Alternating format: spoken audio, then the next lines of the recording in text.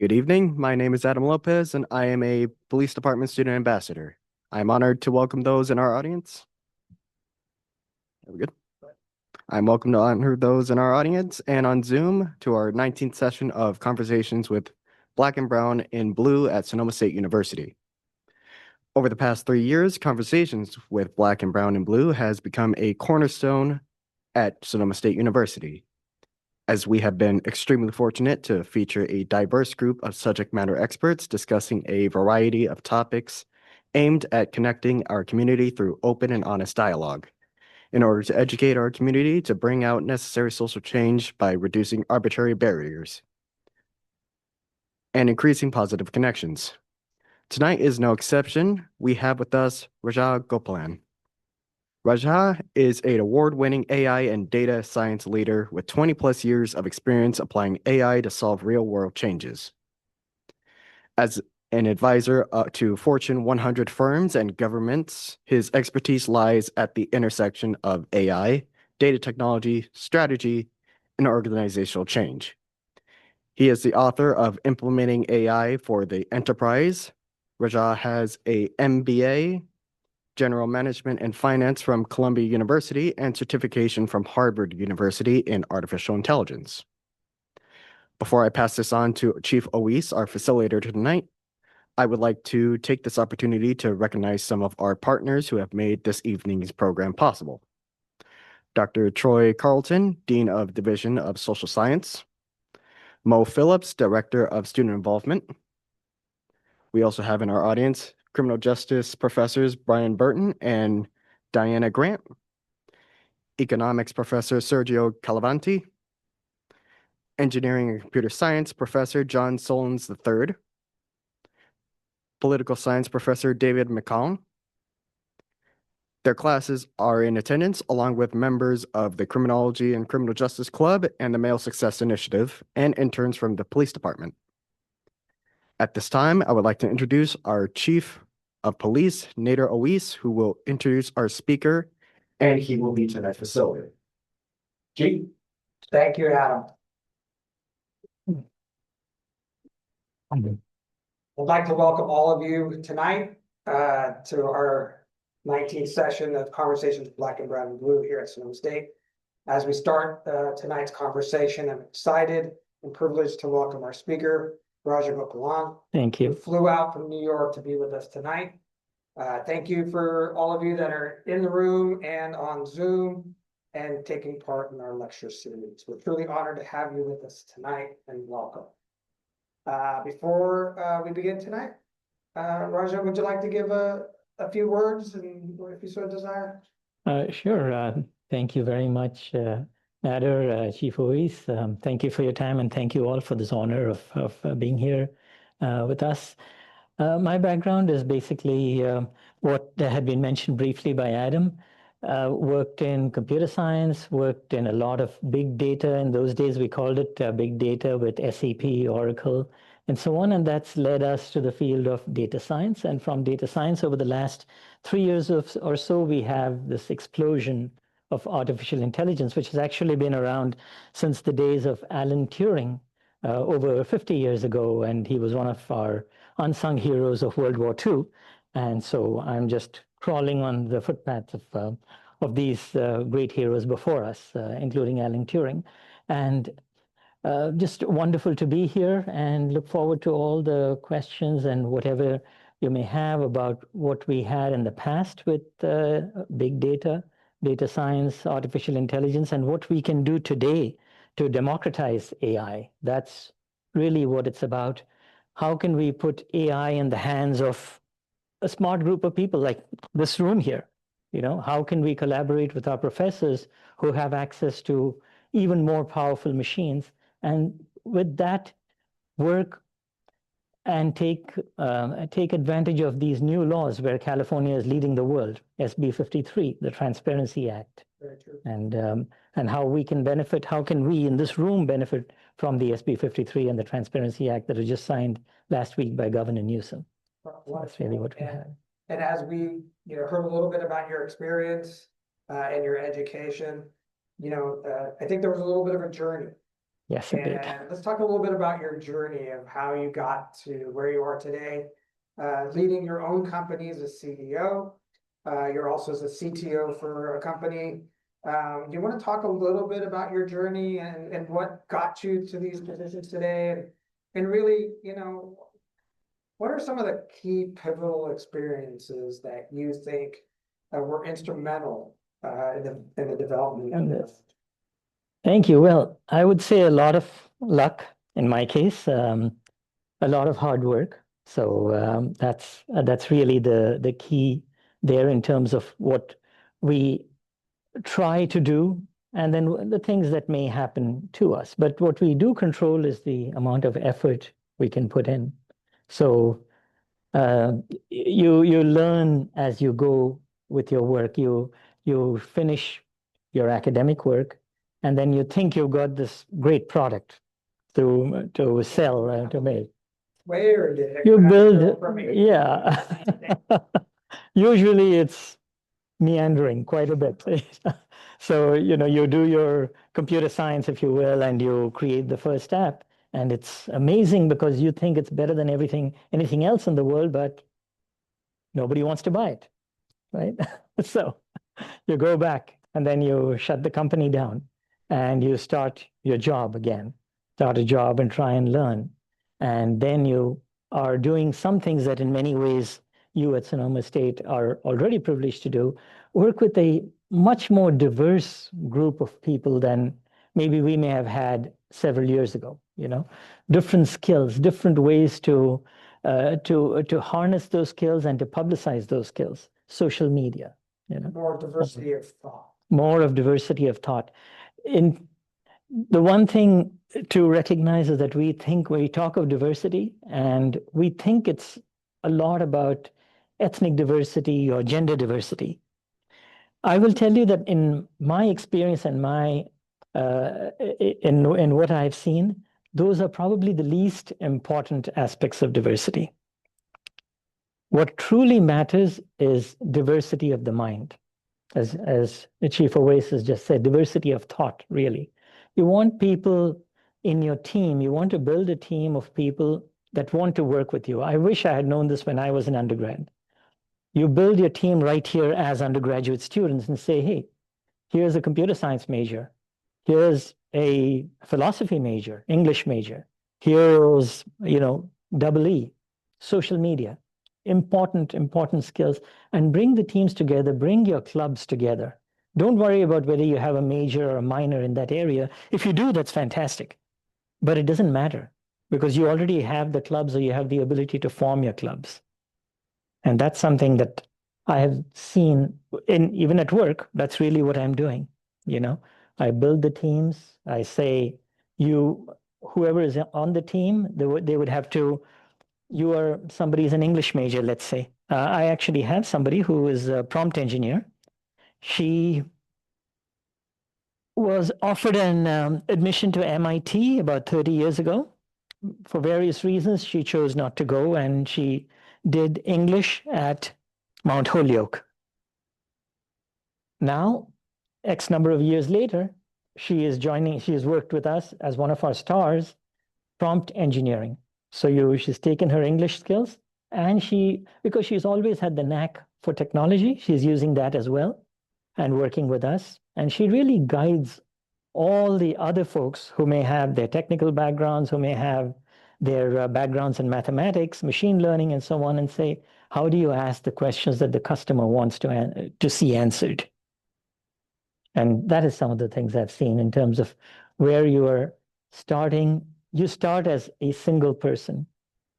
When you want to continue, you realize that you have to build a team of people who want to work with you, build a team by upskilling your own abilities. And clearly what we were doing, 30 years ago or 40 years ago is not the same as what we are doing now. In fact, there's almost nothing in common. And then you have to say, what can I do to upskill myself? If you need to use ChatGPT, by all means do that, But when somebody says, I want to really apply my knowledge into looking at historical data, and I'm going to call out an app that I saw just a few weeks ago. Actually, I do not know this person, so I'm going to call this name out, Latimer.ai. I got to meet the founder after I was impressed by their product. Latimer.ai is a product, it looks like Professor Collins might know the product. There you go. Okay, and maybe you would like to speak about it as well. But it's a product that takes a lot of the large language models and then makes it fine-tuned for African American communities. And you find that, for example, there are some terms that may not be considered appropriate or hurtful to some communities. And Latimer.ai allows you to work through that and maybe look at things from a different perspective. And I found that that was very, very impressive. And on top of that, they also, and this is where the ability to do the work on your own for every student, every professor here is concerned, is you can build your own LLM, large language model, or SLM, small language model, using Latimer. So that is the kind of capability that you want to develop in yourself and in your teams. So as you're researching these different types of models. Yes. And these different products and software that's out there, can you talk about the companies that you either owned or own today or advise? And really, what are you hoping that these companies accomplish? What are you trying to achieve with these companies? So you have AI for Oracle. Yes. So what does it do? How could you partner with some of these other programs? What is it that kind of drives you to continue to do this work? So we have always been in the business of working with small companies, small startups. At some point you sell them, you're beyond a certain point and you sell them. A small company, in my experience, has to be something that does something deep and specialized in one area. So if you can go in and, like, for example, we have worked with the city of New York, and you go in really deep into not just their data sets, which the city will give to you for free. You can get the data sets, download them. But then you start saying that, okay, here are cameras that look at various locations. That also you can possibly get for free in many cases. But then you start interpreting that data. And you find out that, above, and I'm seeing this from our own experience, above 96th Street, which has traditionally been a more black and brown neighborhood. Now it's all so integrated you can barely tell, really, versus south of 96th Street. The homes are all very, very similar now, but the values of the properties are much higher south of 96th than north. I'm talking like maybe 20% or more. What does this mean for someone who lives there? It means that their loans are going to be 20% less because you get a certain amount of loan based on your property value. Therefore, your purchasing power is going to be less. The businesses that may work with you may be slightly a little more downscale above 96th than below 96th. All of which leads to a difference in economic opportunity. And this is just something we found with raw data. We found something with CB radios, all the audio, right? You could listen to the audios until about a year ago, and you could see how the police are talking all over the city.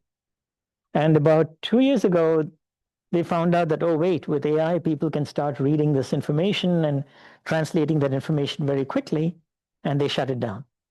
The city no longer makes it available because they are now saying that we want to protect the police, which is a valid reason too. Protect the people in this community as well. Yes, potentially protect them as well. And so as you're meeting these companies, how do you see yourself as a leader? What are some of the things that you do to influence the work happens as a lead? It's always upskilling. It's always challenging your own team to come up with solutions which are a little bit beyond their pale. I go to a developer and say, can you go and meet with the customer and try to figure out what they want? That's all you need to do. Figure out what the question is. Figure out, and then there may be somebody else who is working in a non-technical area and say, can you work with this team and figure out how they can express themselves better? What about sales? Everything about business, hate to break it to you folks necessarily, you may be a straight A student, 4.5 GPA. Everything in the real world, if you will, is going to be about your perceived value. Your perceived value.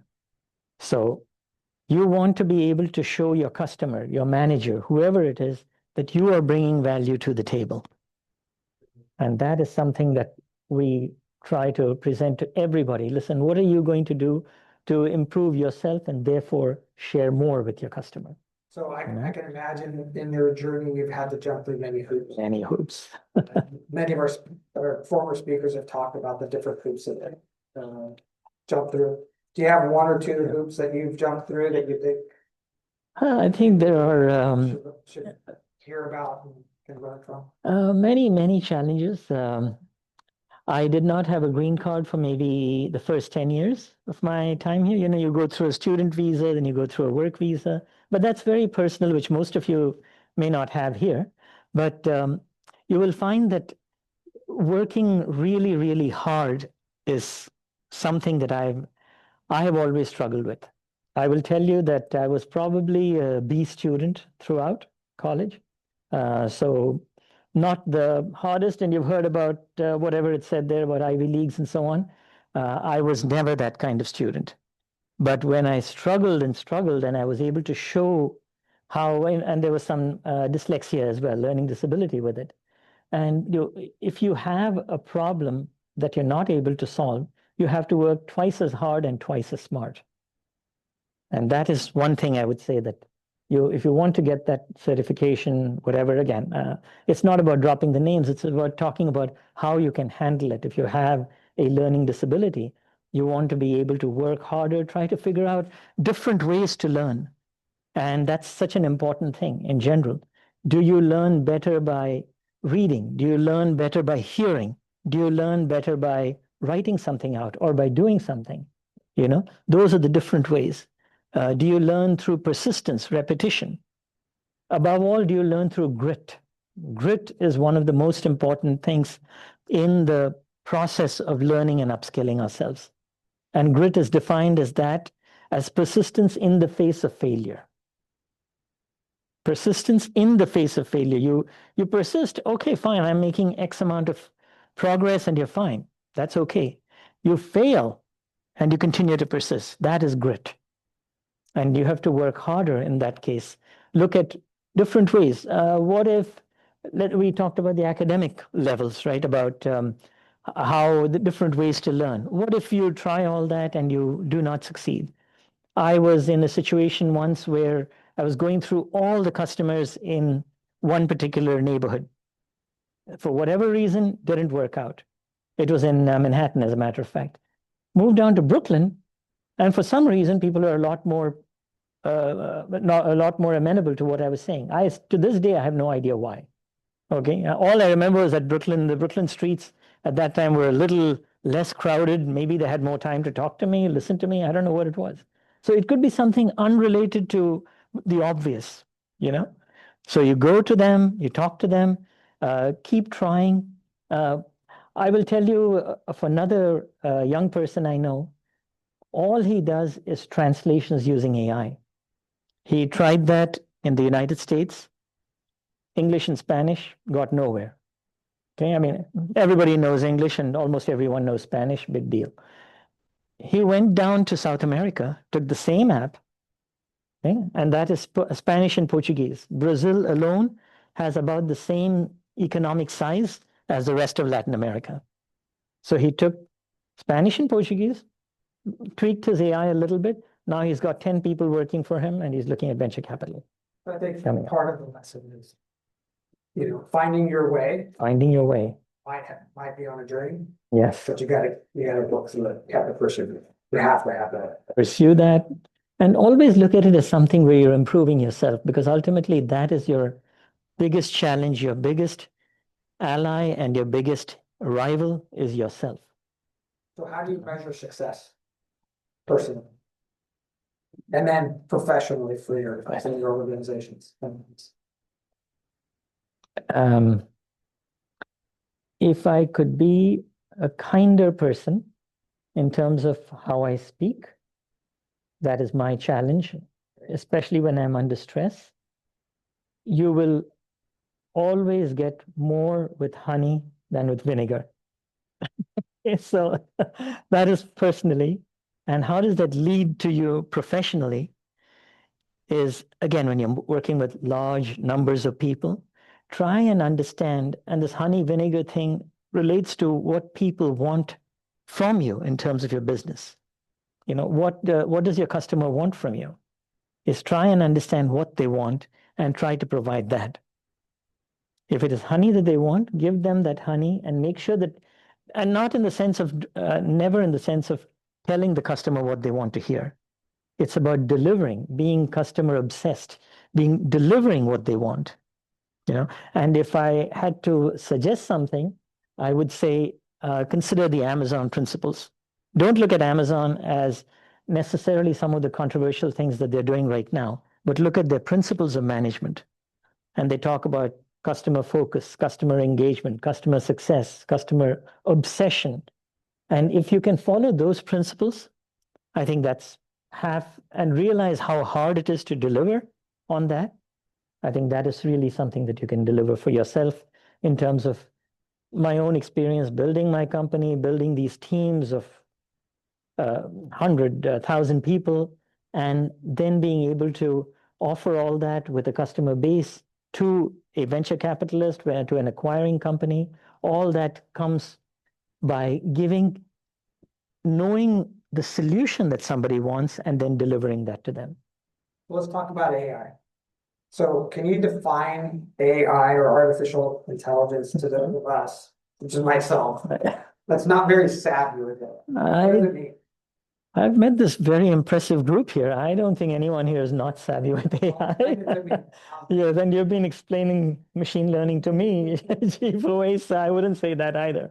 But let me look at the concern about the negatives of AI. And if people are concerned about their jobs, I do not think that that's the case. I think of AI, again, coming back to your question about definition, as a junior level assistant to make your work faster and easier, not to replace your brain. And that's really what this. We'll define that for us. That's all related to how we can create. There are already many tools available. And I'm not just talking ChatGPT or Claude and so on. But in terms of democratizing AI, people think of, I need $10 million worth of computers to build my own app. And that's not true. You can, at Sonoma State itself, you already have very powerful computers where you can build what are called small language models. So I mentioned that earlier, but let's take an example of firefighting. We have in our audience two very distinguished folks here, Chris Shastri and Brad Windruth from PG&E, and they are both working in PG&E in terms of the climate change and wildfire management. And I think they would be the first to tell you that our biggest challenge with the climate change is the change itself. Every year, the pattern is moving. We've got serious problems. You've got serious issues with, one tree falling down and causing a fire to a whole host of areas, and that can happen very easily. But what AI can do in a case like this is take this information, which is based on statistics, and I know you have a very strong statistics group of people as well here with statistics, and build that into a very really fast acting model to say, okay, we believe that the next change is going to, or the next forest fire is predicted to be in this region, in these latitudes and longitudes, degrees. You can go down to that level with AI and build that model and say, oh, by the way, we are going to send out a message to everybody in the language of their choice.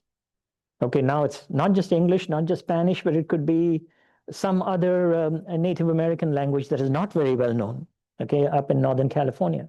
So you would cover all that all within seconds. Same time whether you're talking of Spanish or English or Quechua out in Mexico. But is out here. this technology accessible there? I guess that's part of the democratizing AI. So, but is it accessible? So it is technology that can be built, yes, that can be built relatively easily in terms of using the small language models in focused areas. And let's take Sonoma County right here.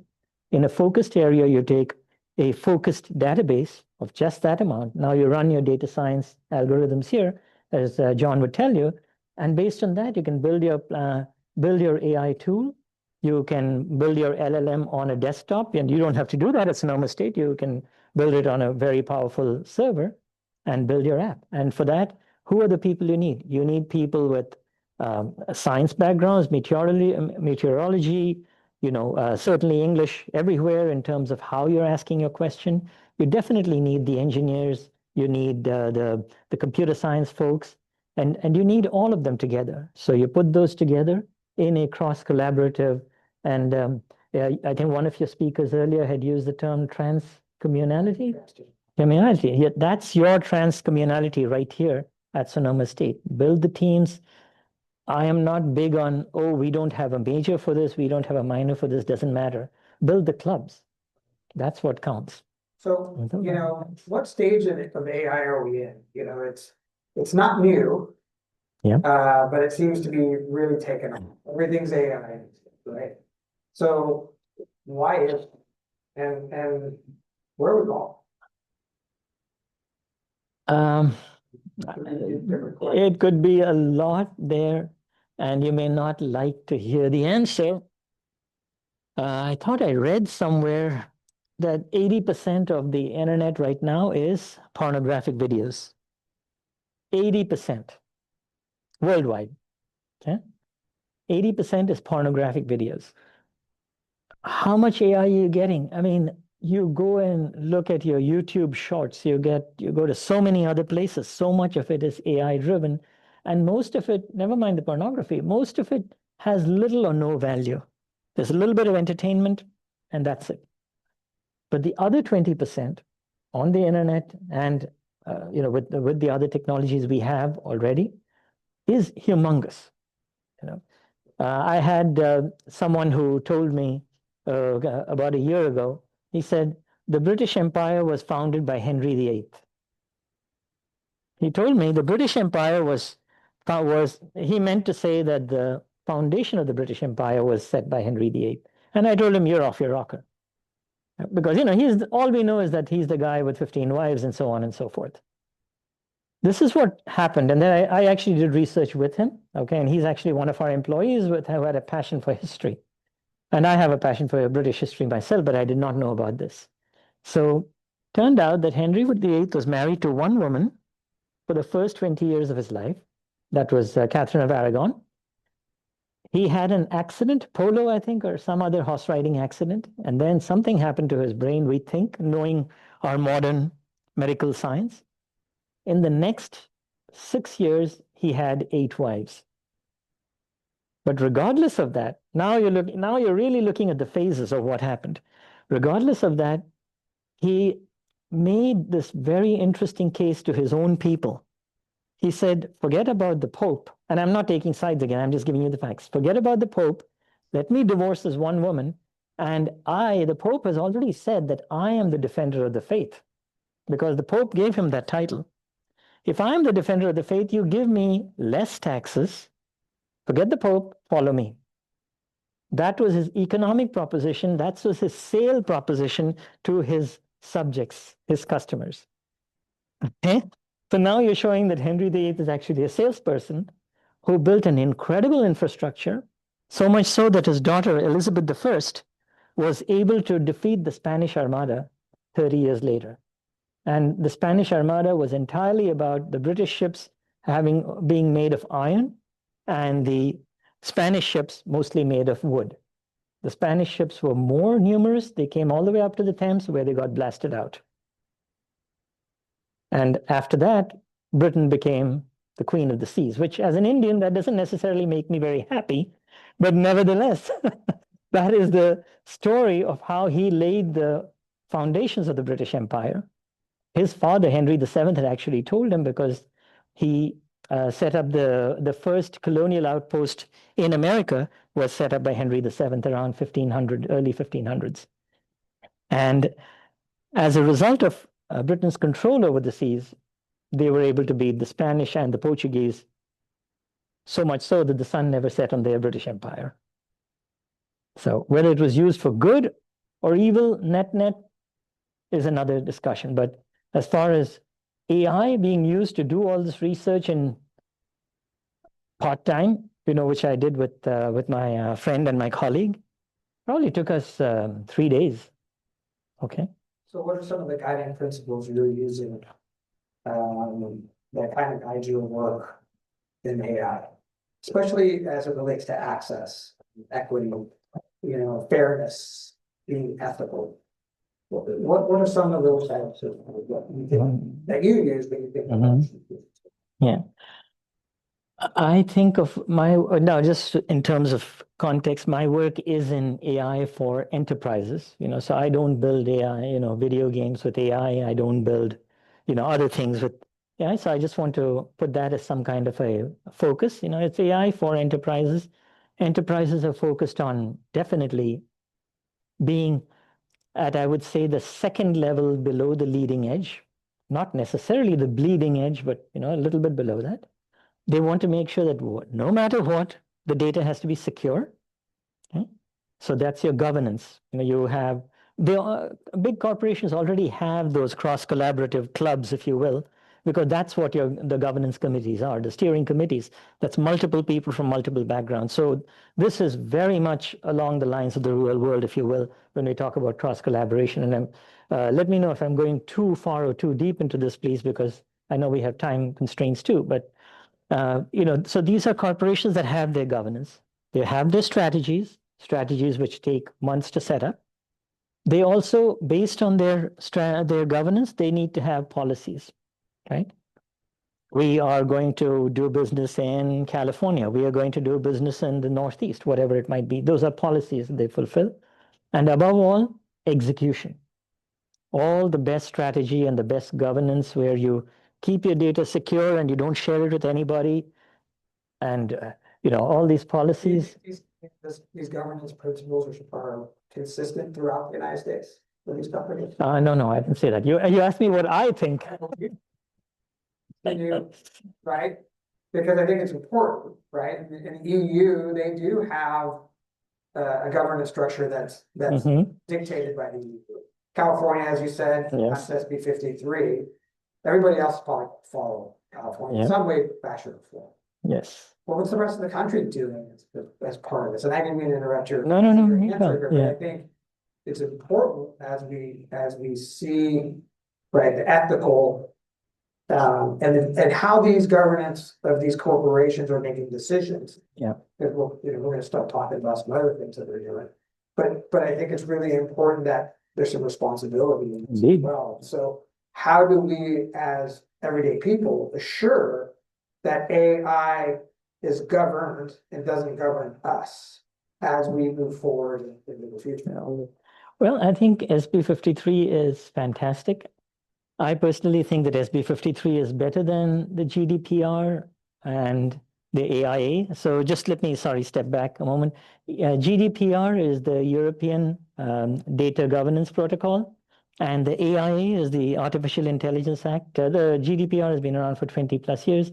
AIA was enacted last year to enhance GDPR for artificial intelligence. There are some other jurisdictions which have had national AI laws, primarily the UAE. China and India tried to go there, and then they realized that they thought that it would pull them back so much that they decided not to enforce any national law yet. So the US is actually, in my opinion, quite far advanced. And the GDPR is, my opinion, please don't be offended if you're from Belgium, is very bureaucratic, very bureaucratic. So I prefer the American way, personally. Okay, that's the, I prefer the American way. I think SB 53 is a great act because it focuses on controlling the largest corporations. It says that, the largest corporation. So OpenAI is under the jurisdiction of SB 53. If your teams here start a new AI LLM, if you wish to, that is not going to be under the aegis of AE 53, which means that you are actually going to be able to offer something to OpenAI later on if you develop something, or offer something to a bigger corporation and they could buy you out more easily. So that's the immediate opportunity for smaller entities that I see here. As far as governance is concerned, it's a good thing because now you're clearly saying that the lawmakers are in charge. And California, you already know this, I'm sure, the fourth largest economy in the world, right? The fourth largest economy in the world. If anybody wants to do business in the United States, they'd better be in California. And if anybody is doing, Chip makers. and all the chip makers are all here. Yes, by definition, they're all coming under the aegis of SB 53. And if that is the case, you're going to find that the whole country, the largest economy in the world in nominal terms, the United States, is going to be also, following SB 53 for the most part. And, we've heard a lot, right? Mhm. Jeffrey Hinton, some people claim that he's the godfather of AI. He's made some comments lately about, not only will AI have, huge increase in productivity, but he also kind of gives out some warnings, right? It's going to make more money for big companies, the rich. It's going to increase the gap between rich people and the people who will lose their jobs, is what he said recently. And really, AI is supposed to help everybody, according to him. Well, according to him, and it's supposed to help in industries like healthcare, education. But he's also saying things like, "But if the profits just go to the rich, that's going to make society worse." What's your take on it? I don't think these are difficult things. Absolutely, it could happen. We could all have been dead 30 years ago during the Cold War. Since about 1945, clearly we are in a position where specific people can destroy the world in one day. Okay, but we have dealt with that now. And is that possible that one dictator with nuclear weapons decides that he is, has some whatever terminal disease and wants to take the world with him or her? It's possible. There is always that, small possibility.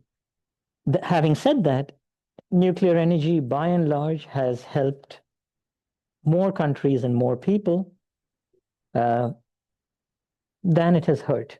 And you have, again, I'm going to call PG&E, where, it has been very responsibly managed, in my opinion. And maybe that's a minority opinion because I know the PG&E has a history with other things as well. But clearly that has been the case. You have the two sides of a coin, right? It's always a double-edged sword. AI, if anything, we have recognized it sooner. We are passing laws sooner. Between 1945 to 1967 was when the first Nuclear Non-Proliferation Act was passed by the United Nations. In the US and in other countries, we have already started passing AI laws, and it's only been 2 years since the large language models started coming out. I believe AI has been around since the time of Alan Turing, or maybe, you could go back and look at other algorithms and say, oh, there's some AI there. Absolutely. There's a bot out there that will have a fight. Okay. And that's, yes, indeed. You've got that too. There are bots but I think that if you go and look at it in terms of the next 50 years, there is a good chance that we could still be A, having this discussion, and B, there's also a good chance that we'll all be on AI-driven holograms, and everybody will be in different parts of the world with much better technology, much more comfortable lives, much better healthcare.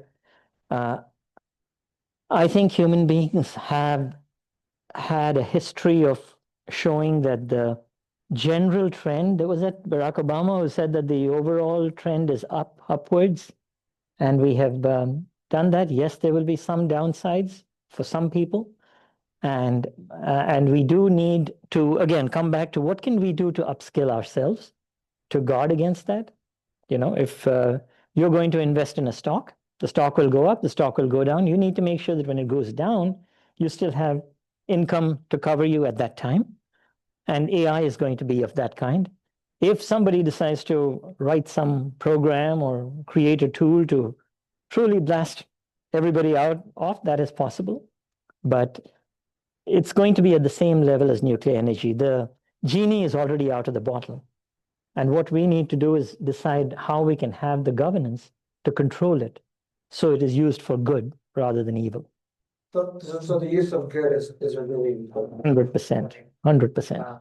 Because so the United States is obviously, China is obviously, the EU is working really hard, but not every country has the same infrastructure, right? Or the skilled workforce to improve on AI. So how do we level the playing field for those countries as well, so that it benefits all in a positive in a positive way? Absolutely, yeah. So there are already countries, technologies that are available now to have smaller language models which can run on a desktop, as I said. So in the case of Iceland, for example, Iceland is a country, and please don't quote me on this, but I think it's 300,000 people, very, very small country, largely homogeneous population. So they can actually track their genealogy back to 1,000 years. So that's Iceland. You know that this person was this. And in fact, they even have apps now in Iceland to make sure that you're not dating someone who is related to you in a close generation. So they actually do that now. So Iceland, and how they do that is they have developed their own genealogy-based AI just for their language model. It has fairly minimal or limited interest outside Iceland, except for maybe somebody who's interested in that level of science. But it's of extreme value to somebody in Iceland. Iceland is, of course, a wealthy, well-to-do country. But as far as the methodology that they're using in terms of PCs, laptops, using that, because they're also very environmentally conscious, because they know they're affected by the volcanoes and others that are affected by the global warming all around them, which they're not responsible for. Okay, I know all this because I've been to Iceland and studied all this with them. And so in such a case, you can still do this in other countries using smaller language models. Nigeria is a much larger country, but they have 9 languages. So any facilities, social services, etc., need to be available in 9 languages. And I'm just talking of the smaller areas. I'm not even talking of India with 1.5 billion people and 25 national languages and hundreds of other languages. huge undertaking. That's not a small language model. But you can do this in many, many countries, many specific challenges that you can deal with. You can do that right here in Sonoma County as well. We talked about the meteorological challenges that are here with wildfires. You can do that here. Maybe you can't do it for all of California because that's massive. But what is happening in these forested lands in Sonoma County?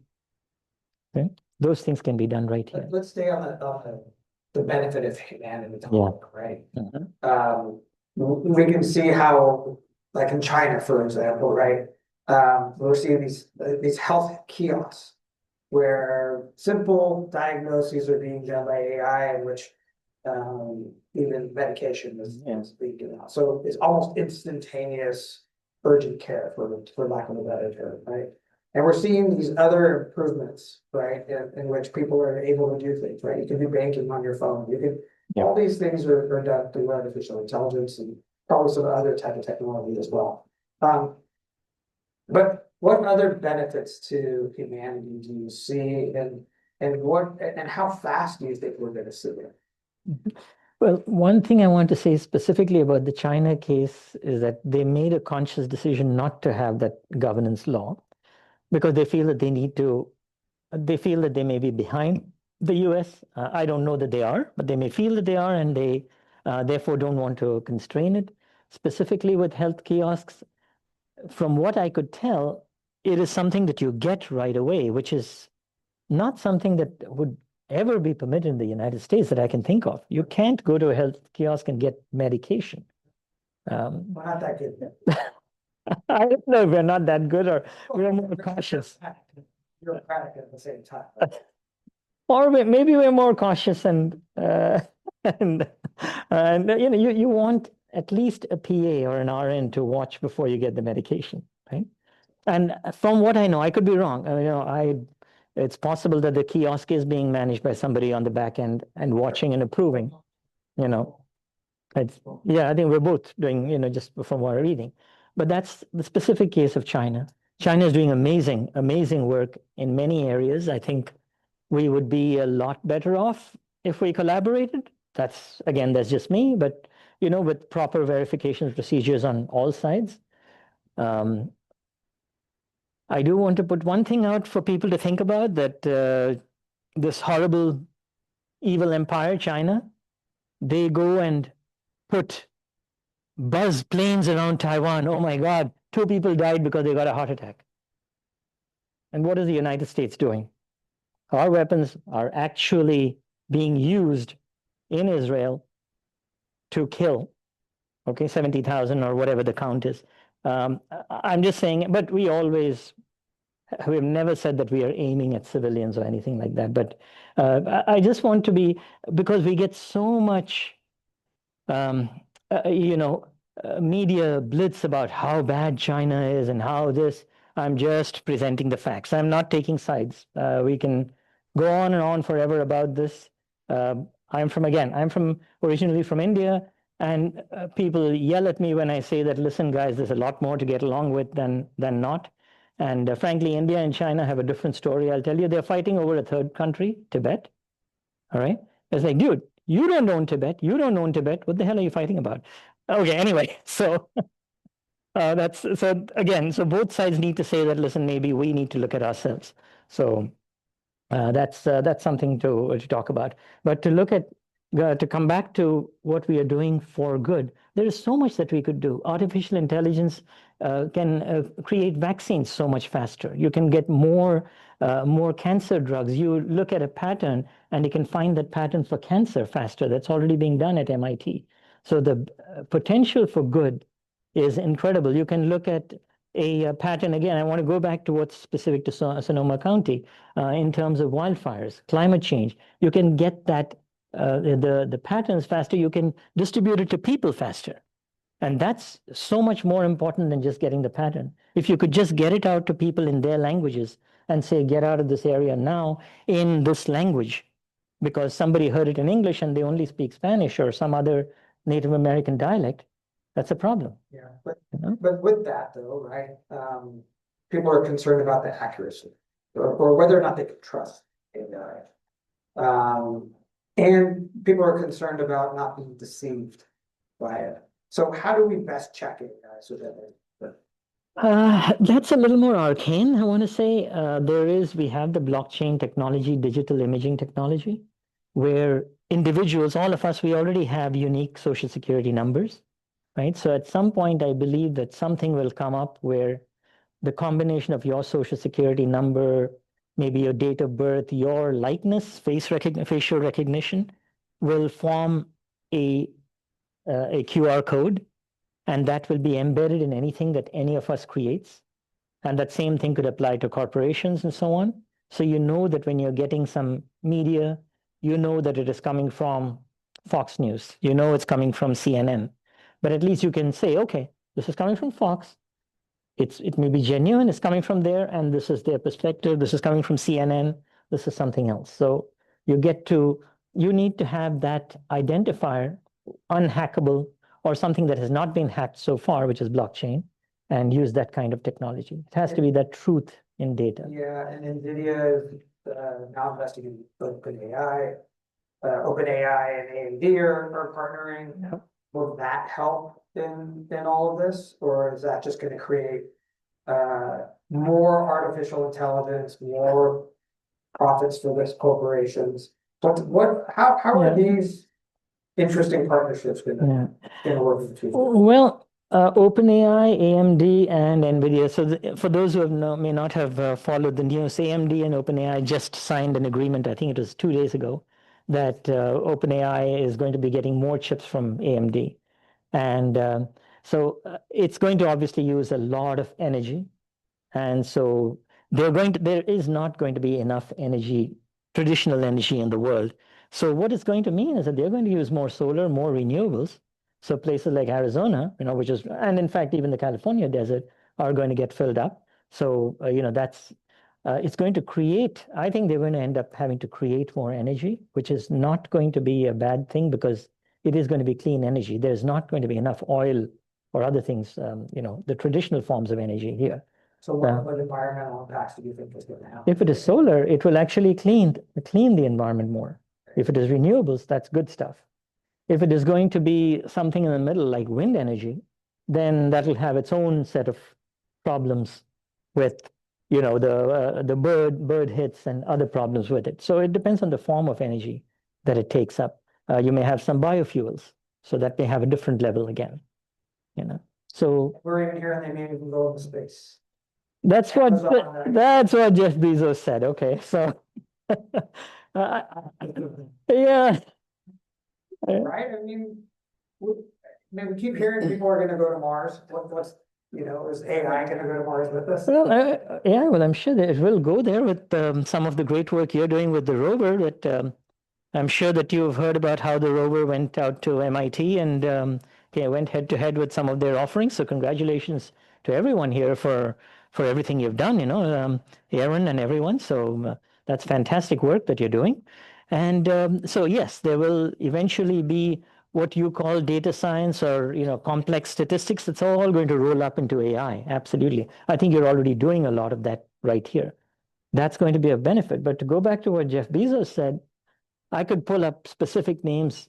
I think they have maybe some of their own. We have to look at the sourcing of their data. It's coming from Jeff Bezos. When he says this, when Goldman Sachs says all jobs are going to disappear, okay, or whoever else, I think there were a few others. Jeffrey Hinton, you mentioned, the godfather of AI. Claude, Dario Amodei, the CEO of Claude, he's actually built one of the largest LLMs, and then he's saying that AI is bad. Then what the hell are you doing here, dude? I don't know. So I think AI is eventually going to have a positive trajectory. That's what I think. I'm going to go to a little bit of a sensitive topic around AI. We've heard of a recent suicide, for example. 16-year-old Adam Rain started using tech to with his home. Over the next few months, the AI tool dragged him deeper and deeper into a dark rabbit hole, preying on his vulnerabilities and isolating him from not only his family, but his friends and others, right? This past April, he unfortunately took his own life. His final conversation was with ChatGPT, who told him, "I know what you're asking, and I won't look away from it." This tragic case led to the filing of a wrongful death suit against OpenAI and Sonoma. How do we balance this information and this technology so we can protect people from, like Adam, from the negative impacts of not just AI, but the algorithms and the influencing of this world that we seem to be getting deeper and deeper into? I don't know, to be honest. I mean, this is something that I read about, and now, unfortunately, for this talk, I had to review this more. This happened a few months ago, so it's really, really tough to hear. And I'm just going to put a disclaimer out there. We have a lot of resources here on this. Thank you. That's where I want. Yeah. Especially those for the struggling with health. There's our own CAPS program. We have a SAFE team. There's suicide crisis lines. There's 988. The police department has a lot of resources as well. And I know this is a tough question, But I think it's a question that a lot of people are asking, Yes. right? Yeah, and we have to answer. Especially after COVID, where people were very isolated in certain ways and have reached out to different technology and mechanisms to feel good. Unfortunately, somehow or another, it's I don't want to say that this is an isolated case, because we're hearing about it more. But how do we protect, especially people that are 16 years old or even younger, from these types of things happening? And it's not just for the youth, right? It's happening. Could be an for- older person. Yeah, right? yeah. And so I think I think AI, right? It's not as regulated as we'd like it to be. And then I know there's some technology out there, even OpenAI talked about something over the last couple of weeks about some parental controls around it, similar to how the internet started way back when. But I think there's some real concerns about AI, not only from the mental health side, but people losing their jobs. And I know you said that you think that there's more benefit. But how do we get people to understand it? How do we get people to learn about it? How do we build people's skills so these types of things on the negatives don't occur? So let me go back to your first question about this boy Adam. And thank you for listing those resources, 988 and others. Anyone in a university environment should use this. There is absolutely nothing wrong with asking for help. When you ask for help, I do believe this myself personally. This has nothing to do with AI. When you ask for help, you only show strength, not weakness. So I would say, that is what is the first step. Is don't use AI for this. AI is not the tool for this. Beyond that, I also, again, to prepare for this, I went and tried to see what happens when I ask such questions, and I tried to play around with it. I personally could not get around it, so it still stopped me at it. I was saying that, I'm doing research, I'm doing this. I tried to get around it, and I have to confess, I spent about 20 minutes on it, not more than that. So he did something to get around those results. There was another test in the past, about 6 months ago, where I asked questions about how to build a bomb, and I was successful in that case. But that was 6 months ago, in terms of getting the questions and getting the answers. So he did something to get that, and he still got AI not only to tell him how to do it, but if you look at the details, it even encouraged him on how to conceal it and so on. So just a very, very sad case. There's a lot of AI images and other things that are out there that, it's beyond disinformation, right? Yeah. It's actually malicious. It's No malicious, question. right? Yes. And it's not just to deceive us, but it's Yeah. false, it's biased, and it's creating divisiveness, not only in local communities, but really throughout the nation. And in some ways, it's throughout the world. It's creating hate, right? So much of it is which is protected under the Constitution, right? First Amendment. But even within that, it's taken away from the good. So how can we use AI, right? This is a two-part question, right? How can we work on AI to make it better, right? But two, how could we use it to really protect our constitutional rights, our freedom of speech in a more positive way? If we want to, that's a tough question, because there is so much out there, so much misinformation that's done. We can try and ameliorate it. But if you've got, and I'm going to use the same examples of CNN and Fox. CNN gives one perspective, and I have seen situations where CNN leaves out half the story. And I've seen situations where Fox News leaves out half the story. And I have to literally read both of them and to actually understand, oh, but this happened too, and oh, that happened too. Now we understand that there's a lot more nuance to it. I think we have a problem with our institutions and maybe even our laws to some extent that allows half-truths to be read by people who only want to see, who are looking for that confirmation bias, where they're only looking for things that they agree with. And if that is the case, the solution to that is not in AI. It may be in our laws, it may be in more dialogue and more choice of understanding. It may also be in things like basic consideration and good manners. So if you look at, Being kind. being kind, being kind, try and, state your truth in a way that is less offensive. And maybe you'll get more of a dialogue and more understanding, So let's switch topics a little bit. Yeah. Our CSU chancellor, California State University chancellor, several months ago announced the first of its kind public-private initiative to establish the CSU as the nation's first and largest artificial intelligence powered public universities to serve the entire. Yes. Really to prepare the next generation of the workforce. It has an equity-focused approach.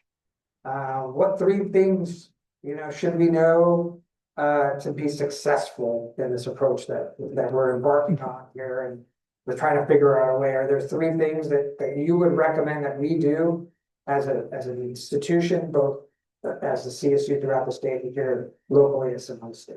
Okay. That's a very interesting comment, that because the state of New York about a year ago stated that they are coming out with their own AI data center. So I don't know. It's not a data center. We're going to integrate AI Okay. into school, use it in workforce development. We're going to teach faculty and staff and our students in AI and the community as a whole. We're going to integrate AI as part of our workforce development. We're also creating that science here at the state as a major. We're creating a new environmental sciences major as well. And we're trying to use AI in different ways.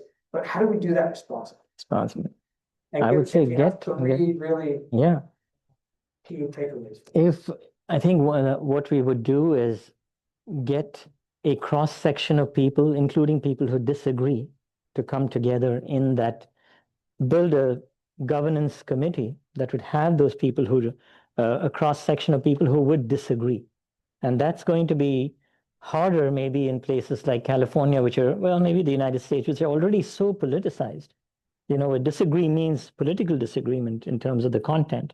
But that is something that California would need to do in terms of one thing. The second thing, and the SB 53 again is a great law because it allows smaller companies to build and develop without having the same restrictions that maybe the GDPR would have in the EU. So that's something that can be done. Encourage more innovation within AI. And above all, try and maintain better security, because I still don't see enough being done in the field of digital imaging and truth, the blockchain. The technology is all there, but maybe every citizen or resident of California would get that identifying mark. And again, if California leads the country has to follow.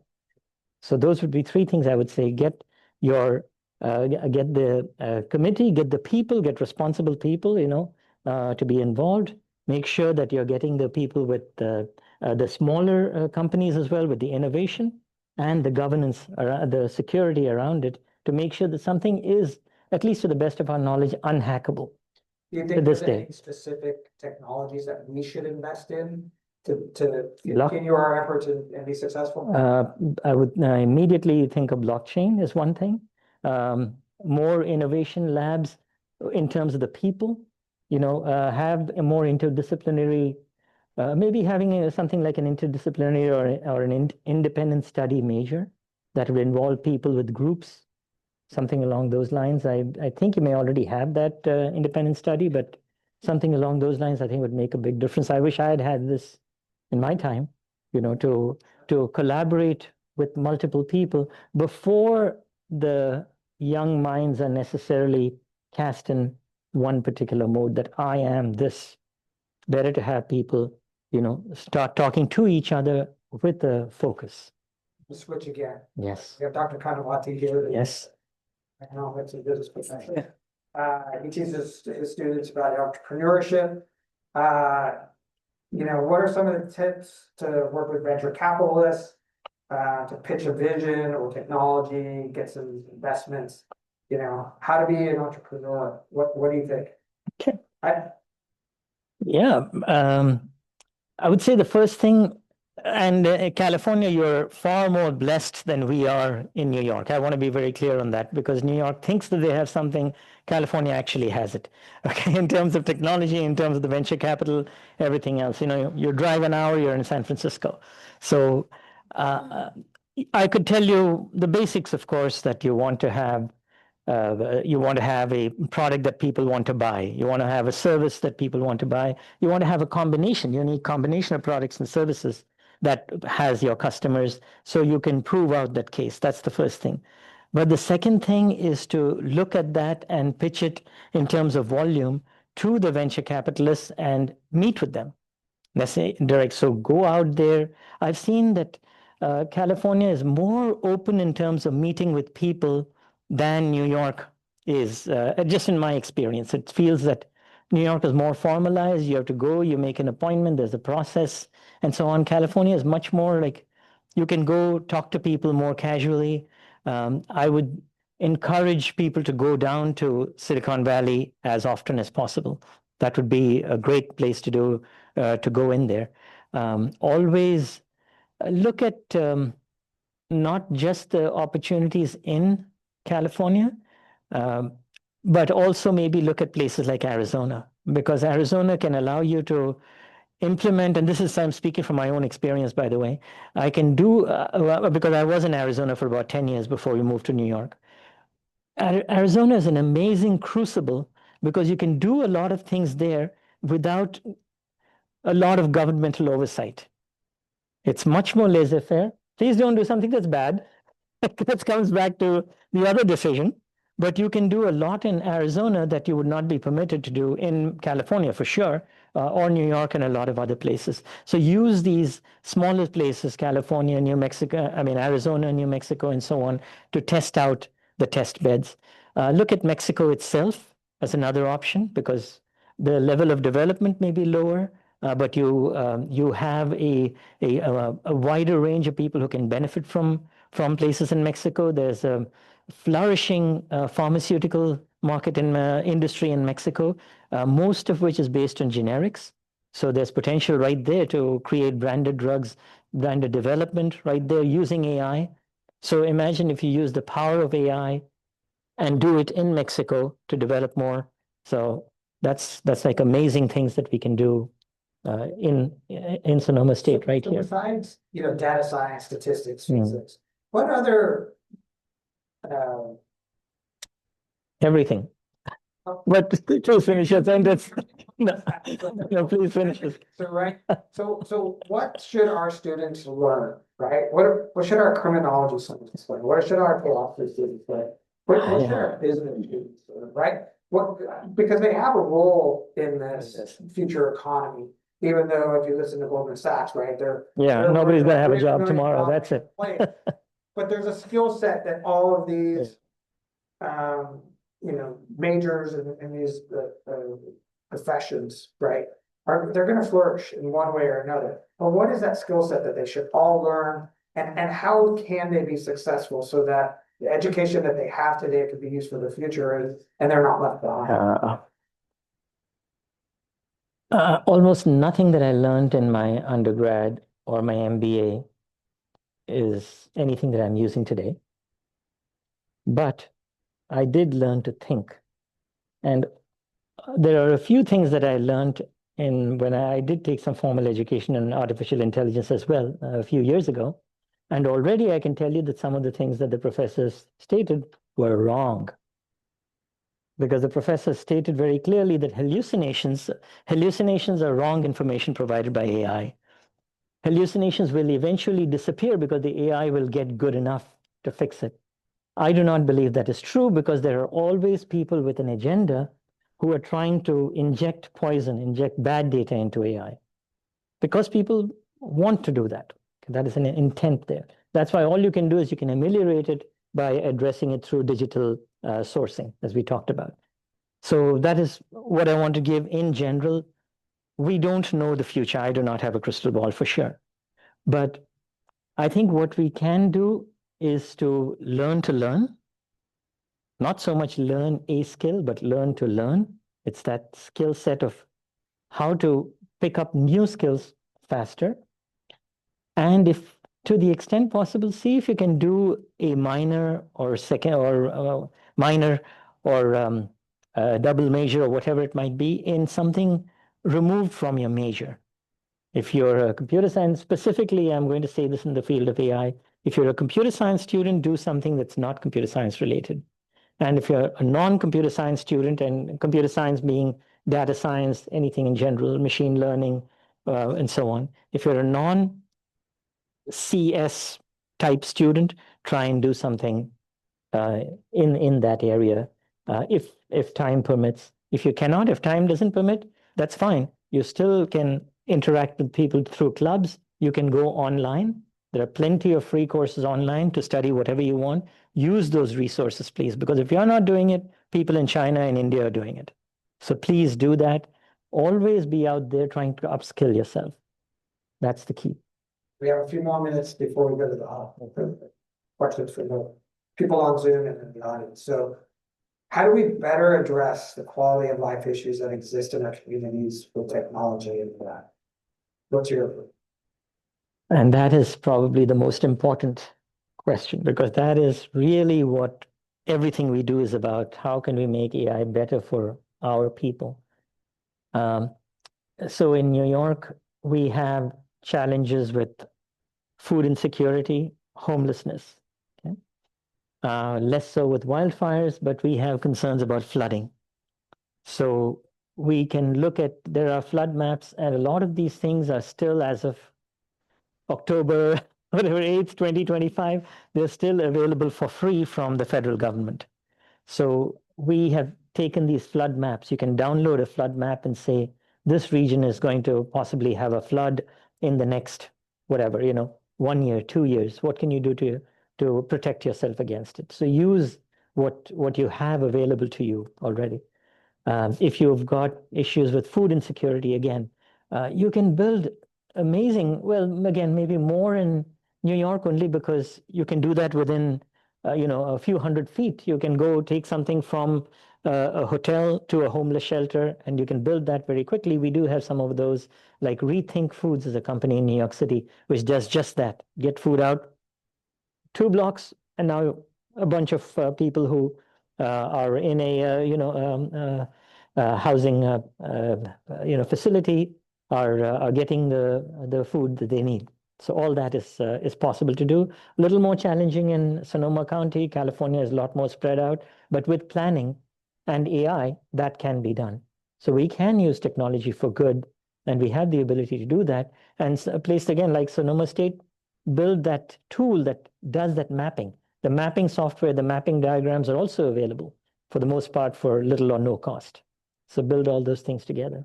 And how does a university like Sonoma State partner with corporations such as yourself, or we have PG&E and others? How do we get those partnerships so that we can not only benefit our students, right? But we can benefit in both ways. The community in both ways, absolutely. How do we get those pitches out there? How do we get those corporations to come here potentially and learn from us so we could learn from them as well? I think just by looking at this very impressive group, I would say that everybody in this room that I've seen here is more than capable of working and being very, very productive. So there's no question. I really have to discount and consider the sourcing beyond why Goldman Sachs would say what they said. So I don't. I have to. Have set that aside. But I think that people are more than capable of innovating and delivering more. So certainly, a company like AI for Org would benefit a great deal from these kinds of bright minds. And I'm sure I can't speak for PG&E, but I'm sure PG&E has a hiring program as well. So sure. I'm going to ask one more question. Yeah. We hear a lot about the courts these days and how they're engaged in between the lawsuits and everything. What do you think the role of the courts are going to be in the future, especially as it relates to, police departments and our use of this technology, including this technology and the evidence, et cetera? What do you think the courts are going to do? What's the role of the courts going to be in the future? Well, you will have a lot of video and audio evidence, more and more. And so that can be made available as raw data. Sure. And that can be, again, used by both parties. If somebody is guilty, you have the video evidence for that. If somebody is not guilty, you have that. I'm not sure what the coverage of cameras is in Sonoma County, given the spread, but I know that in places like New York or I'll give you an example actually out of India. There was a terrorist attack in Bangalore, which is in the south of India. So think of it as a place near Alabama, if you will. And they had a series of cameras, 1.5 billion people in a population about 1/3 the size of the United States in an area. There were enough cameras all the way from Bangalore way up to the north in Delhi. So from Alabama to Michigan, going across, they were able to track the suspects and capture them and prove and get a conviction in court based on video and camera evidence alone. Here's where he put the bomb, here's the image, all the way going out, tracking everything. And not just him, found a bunch of other people, the co-conspirators, everything. So that technology, I don't know if Sonoma County with that spread and the population, it's obviously a much lower population density here than other places, but No, but we're seeing this type of technology being used in our airports, sure, right? Yeah. Something new that just got passed for the EU, if we're going to show up.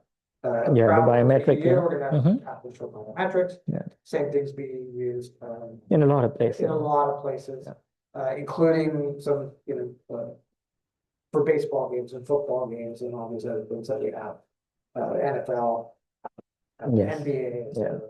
So, but this technology exists, and are we going to be able to remain private in the future, or is that going to be another concern that the courts are going to have to get involved in?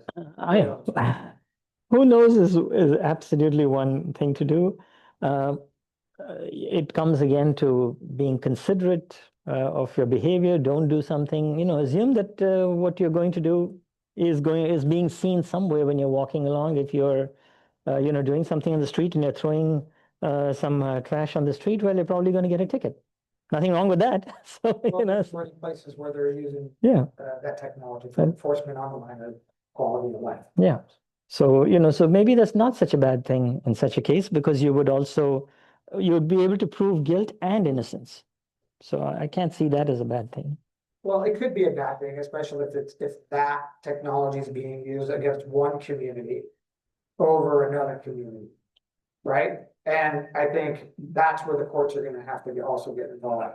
I mean, we had John Burris, there's attorney civil rights here the other day, and I think a lot of the concerns is how we police, right? Not only that we police constitutionally correct, but how we police it. So if it's being used against one community over another, I think there's going to be some concern. So as we said, right, Yes. It needs to be used for the benefit of society. There needs to be some quality and equity in this.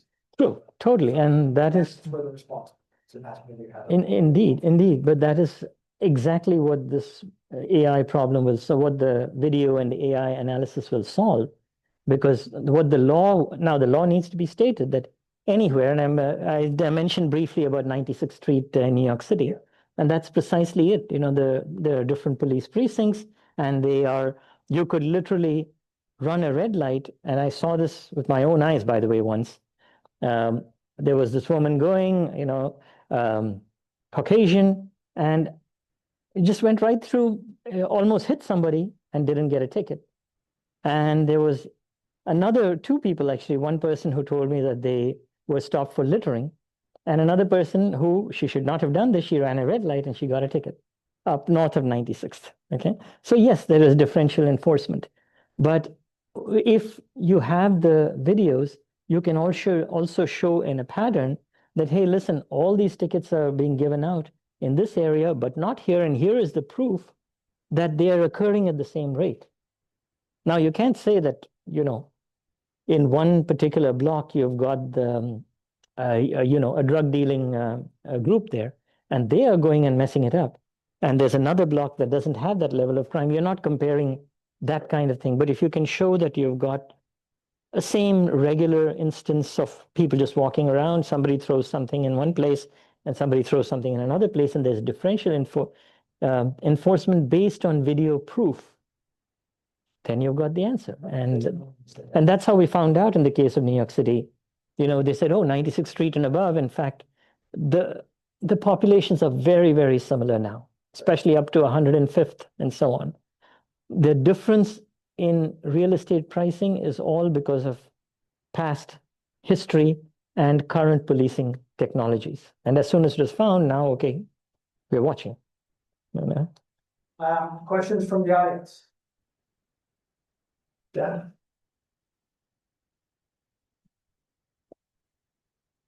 Hi, my name is Hugh. Hi. What we are just talking about, isn't that the definition of unprecedented surveillance capitalism and labor exploitation? What you talk about the cameras and stuff, you know, again, we're different.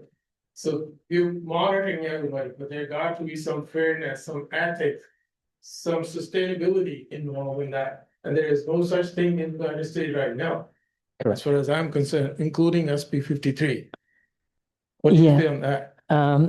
We are not in I agree with you. We are not in a perfect world. What we can do is science has always been a double-edged sword. You're absolutely right that there is differential impact. But when we start looking at when you see the tickets being given out, for example, again, to go back to the ticketing example, and you don't have the video evidence behind it, or the video evidence is either not in use or it's too vast to be read, then in such a case, these injustices can continue. But if you are watching over it, at least you're exposing it as it happens, because AI can be instantaneous or close to instantaneous. But is the only solution to not have that would be not to have AI. And if you do that, then these things will continue to happen in the dark. And that is what we don't want, right? Then they're still going to happen. If person A wants to discriminate against person B, you know, I could go and decide that I want to discriminate against everybody who is Inuit, Eskimo, whatever, you know, but you won't know that. And if that happens. I think Dr. Sullivan's had. Thank you, John Sullins here at Computer Science Department at Sonoma State. My question is, democratizing AI is a fantastic idea, but what we've discussed so far tonight has been mostly about the kind of tail industries of AI, a smaller scale concerns. If I wanted to, if we want to really democratize AI, we have to also think about the people up at the cutting edge. So the frontier models in AI. Yeah. So if we at Sonoma State wanted to get involved with frontier AI research, that would cost us somewhere in the realm of $4 or $5 billion, right? It's never going to happen. It's never going to happen, even probably for the U.S. military can't even afford that, right? So how are we going to democratize a technology that so far outstrips the capabilities of even the best corporations in the world? Well, you do have Google, OpenAI. That's a great question. See, you do have Google, OpenAI, specifically in the case of Sonoma State in California, you have them right here. So if you wanted to innovate there, one thing would be to partner with them, but then you would also, and then you have, thanks to this new law, you do have the ability to have those restrictions built in. So you have the option to do both, which is partner with them and build your own SLMs. But you wouldn't be, you're right that there is going to be a financial limitation in that you cannot develop it entirely on your own. One thing that you could think about, and it's never easy, especially in the short term, is that the large companies, the big behemoths, do not remain behemoths after a certain amount of time, right? I mean, IBM, you think of even, and maybe in my mind, I still think of IBM as one of the leaders of technology. And IBM, and there was another company, I forget the name right now, they were not even invited to this technical conference. And I think they called out IBM specifically, that the CEO was not invited, but somebody from Google and a few other places were. So over 20 years, we will hopefully see that there is a change in who the leaders are. That is the thing. But at this point, OpenAI is very powerful. Google is very powerful. But hey, Claude, Mistral from the EU, they were not huge companies so many years ago. So maybe you may find that a company like Mistral might be more aligned with your philosophy, especially at places like Sonoma State. So bring the European companies here. They are smaller. And that's a way that you can partner without being beholden to the largest of the frontier companies. I don't know if Mistral is considered a frontier AI or not, but you'd have to check. So if that helps. But that is a tough question. Thank you. Hey, Raja, thank you very much for your presentation. I just had a question about the speed with which AI is being spread and adapted is like many other technologies, like you blink and all of a sudden there's more and more. When I look at things like people's ability to sort of accept research done on the web as the truth and algorithms driving people to something, it seems to me that one of the skill sets that we're missing in the whole big picture is critical thinking. People being able to apply some judgment. Is that something that is in rare supply? And are we doing anything to be able to inject that so that we can keep this in perspective and use it for the right reasons? Thank you. Thank you. I think that's perfect. Exactly. And that is the kind of skill that we need to develop, because AI will not easily be able to provide that kind of skill set to whatever is being done.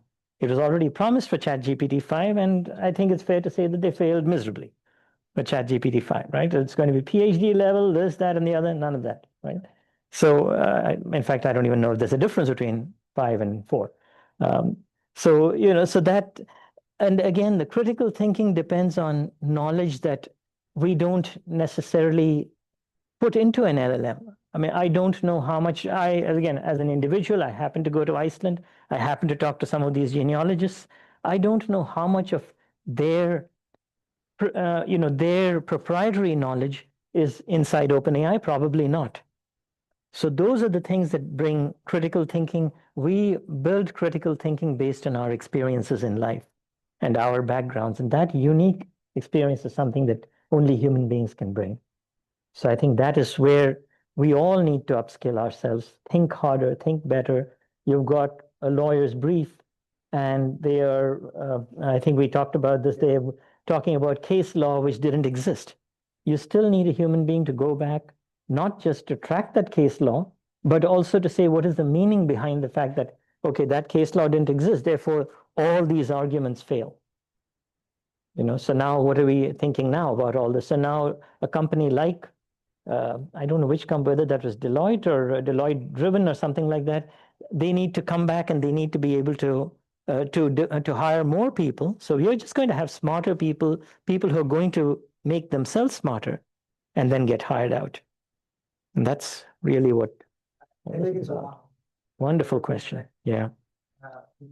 We're so easily influenced these days that we're not willing to go back, or some of us are not willing to go back and validate the information. And I think this is where philosophy majors and criminal justice majors and law students, et cetera, the entrepreneurs of the world, right, really need to take that information that's being generated by technology and really dig deep into the validity of it. It's being done. Is it helpful if these tools that are out there will validate it for us, whether it's blockchain or other? I think blockchain is probably just going to give us a fingerprint. Yep. but I don't know that necessarily that it will validate the information in any way. And so I think it's going to be really important for us to still teach those critical thinking skills, right? That's going to create the scientists of the world, right?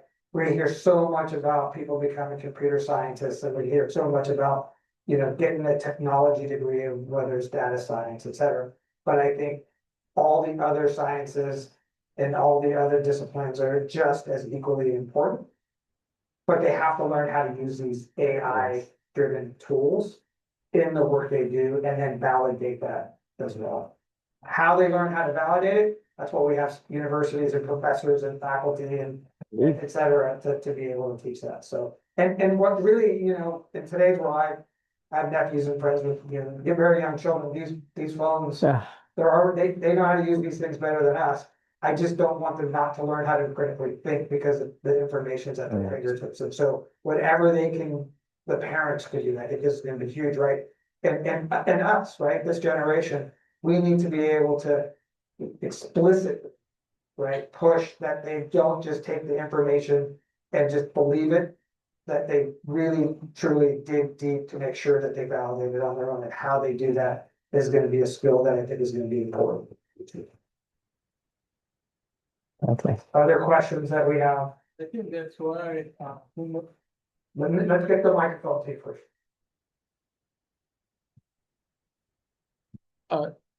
the thing you just described, that's why human supervision is a required clause in EU AI Act for high risk AI systems. That's a mandatory, so to speak. So you have to have some human supervision to validate, verify, and then go on to the next level. Yeah, and we have communities though, right? That where the kids actually are using the phones, right? But we don't have necessarily anybody else watching. And so that validity is missing somewhere. So is it the schools? Is it the community groups? What's gonna be that fills that gap?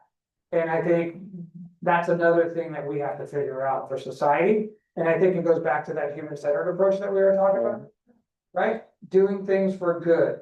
And I think once we start really believing and defining what that means, then maybe we can democratize AI. But until then, I think we have a lot of hoops that we're gonna have to jump through or break down, or barriers that we're gonna have to figure out how we're gonna go around maybe. But there's a lot of things here that I think we have to still address in AI. But I'm worried that, and maybe you have an answer for this, I'm worried that these huge corporations are moving so fast and they're getting so far that there's going to be a huge divide between not just these corporations that are trying to make money, but everybody else that's just trying to understand what they have and trying to learn it to catch up. And then where are we as a society? And I could be completely wrong about that. No. It's a valid concern, but let's go back to, I want to get to that with the example of Ukraine and the drones. But what you had mentioned, Hugh, was that you're talking of the EU in particular, and the EU has this propensity to become very bureaucratic, and by mandating it from a governmental position, the human involvement, what they're really saying is that they're going to cede AI dominance to the American companies, or possibly the Chinese companies, because at some point it's not going to be, I think, economically viable for companies to be forced to be told you need X number of humans for X number of processes or something like that. I don't know if that's a winning economic argument, personally.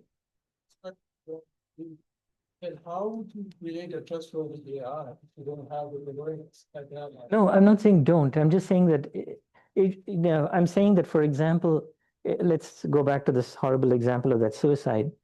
OpenAI should make sure that they get sued, or the court should make sure that they get sued so badly that they will never do it again. So OpenAI will hire the human checkers and make sure that, hey, this must never happen again. That has to come from the company because it's too expensive. But so that is, I think it has to be a company-driven thing, and then they can form their groups and so on. But to also go to your point about the small entities, again, without taking sides in the war between Ukraine and Russia, 3 years ago, Ukraine had no drones. They were importing them from Turkey, and I think they were importing them from Turkey. Neither did Russia, by the way, or they had very few. And now Ukraine doesn't import any more drones from Turkey. They make their own drones, and they're so good in 3 years, small country, right? And they're so good that the United States is looking to buy drones from Ukraine. So to the point about can a small company do well, there's always the wave, and yes, companies will grow. No. Really could be used for very, very good things, especially in law. But I think there has to be some protections.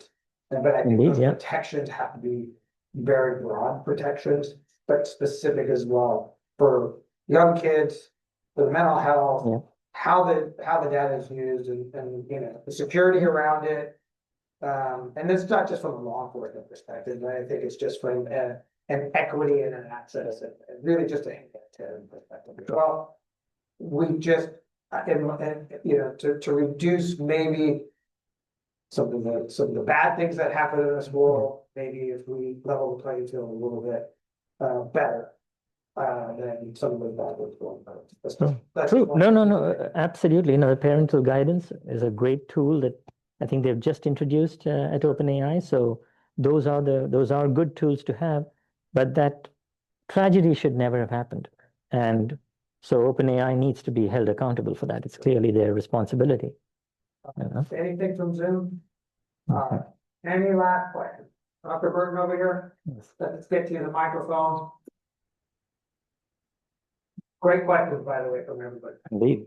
Hi, I'm Brian from the Department of Criminology, Criminal Justice Studies. So this has been a great talk. It always makes me think. And part of the research I'm doing with my student and Dr. Grant-Hills, we're always concerned about how AI can be used in criminal genetic fashions, how it can be already used to take advantage of people.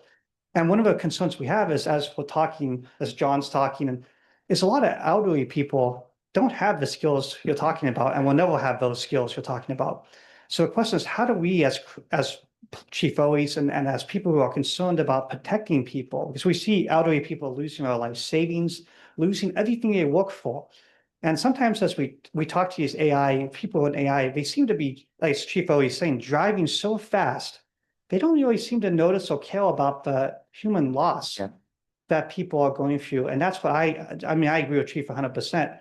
So how can we protect not only senior citizens, but the public in general? I don't see companies investing, I could be wrong, huge money into protecting people. I just see them investing huge money into making as much money as possible and not really thinking about long-term human cost. Thank you. Thank you. Yeah, another major human dilemma there. By the way, my mother lost $50,000 herself, and she told the person on the phone that even though my son told you not to give the OTP, I'm still giving it. So, he was that persuasive. Okay.